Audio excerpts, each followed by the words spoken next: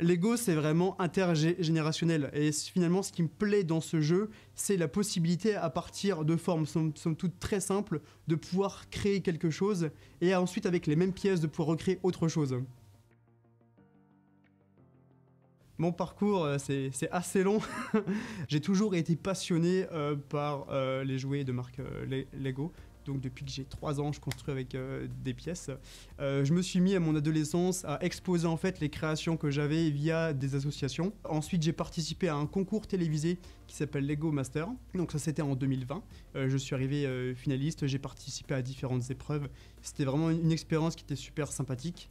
La même année, j'ai participé à un autre concours qui s'appelle Lego Ideas. Le but de ce concours était en fait de proposer une idée à la marque Lego. J'ai proposé un globe terrestre, donc c'est quelque chose que j'ai réalisé dans mon appartement quand j'étais étudiant à peu près 3 jours. J'ai fait une modélisation d'une map monde tout en Lego. Et finalement, j'ai été appelé par Lego qui ont validé ma création et qui a donc été commercialisée dans à peu près une centaine de pays. J'ai donc réalisé des études d'ingénieur en génie industriel. J'ai toujours gardé ma passion en parallèle de mes études. En 2022, j'ai réalisé un stage chez Lego dans le cadre de mes études en tant que designer industriel. C'était un petit peu la conclusion entre ma passion et mes études. Après cette expérience, je me suis moi-même lancé en auto-entreprise afin de créer des maquettes sur mesure comme celles que vous pouvez retrouver sur l'exposition. Quand on réalise une maquette, on n'a pas forcément toutes les formes que l'on souhaiterait représenter. Donc en fait, tout l'enjeu, ça va être de jouer sur la géométrie des pièces et de détourner certains éléments. Par exemple, pour le Bouddha, j'ai utilisé des rails de roller coaster, donc c'est une pièce assez particulière, pour réaliser la colonne vertébrale du serpent.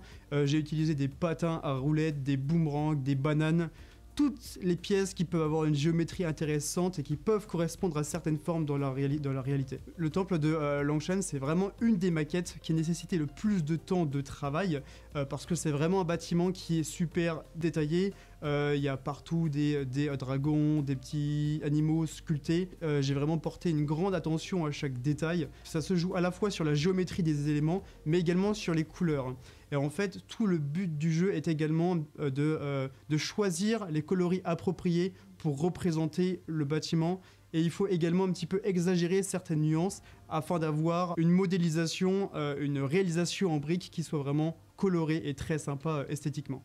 J'ai vraiment adoré travailler sur cette exposition parce qu'en fait, ce qui m'a plu, c'est vraiment la diversité des maquettes.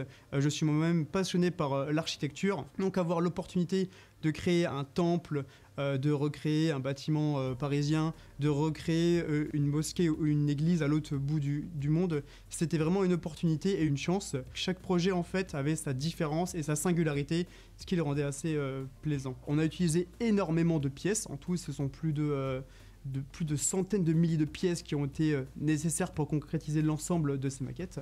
La plupart de ces pièces en fait sont assez standards et peuvent se trouver facilement dans le catalogue de chez Lego, mais certaines pièces bien spécifiques ont dû être commandées afin de correspondre à des détails très précis. Chez Lego, il y a tellement de pièces que en fait certaines ne sont plus en cours de production.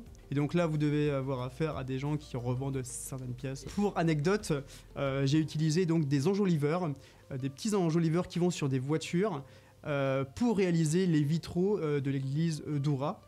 L'exposition des MEP est vraiment très riche en termes de maquettes, de détails à venir contempler et observer. Aussi, je vous encourage donc à venir et à regarder l'ensemble de ces maquettes. Bonne exposition.